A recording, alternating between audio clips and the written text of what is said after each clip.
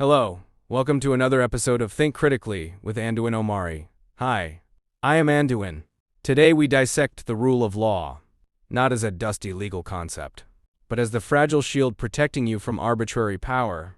The core principle is simple, yet radical. Every person, institution, and government entity is accountable to laws that are publicly known, equally enforced, and independently adjudicated. This is not rule by law, where the government uses statutes as weapons to control you. It is rule of law, where the law itself controls the government.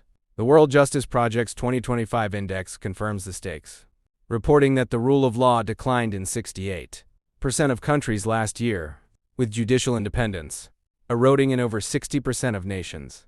As executive overreach grows, this isn't new. It is a battle fought for centuries. In 1215, the Magna Carta forced a king to admit he was not above the law. In 1774, John Adams codified the American ideal as a government of laws and not of men, explicitly rejecting rule based on whims or status. But principles mean nothing without enforcement. Consider Yickwo versus Hopkins in 1886.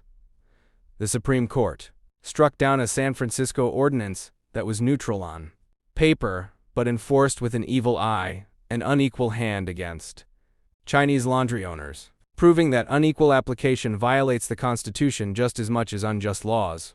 Today the threats are visceral.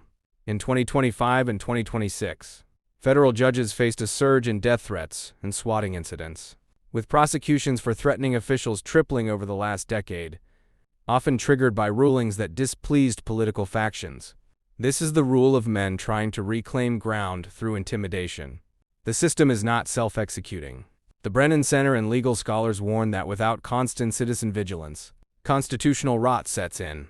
When people cede rights out of fear or apathy, or when they confuse policy disagreements with attacks on legal processes, the shield cracks. We the people are the ultimate guardians.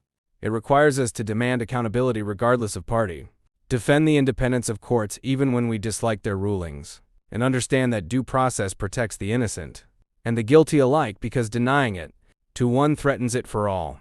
If we allow prejudice or petty hatred to blind us to these principles, we invite the very tyranny we claim to oppose. The rule of law is the only barrier between order and chaos, and it survives only if you refuse to look away when it is threatened. Next time, we will analyze the specific legal frameworks needed to prosecute data misconduct and trace the evidence. Chain proving recent breaches were deliberate setups for exploitation,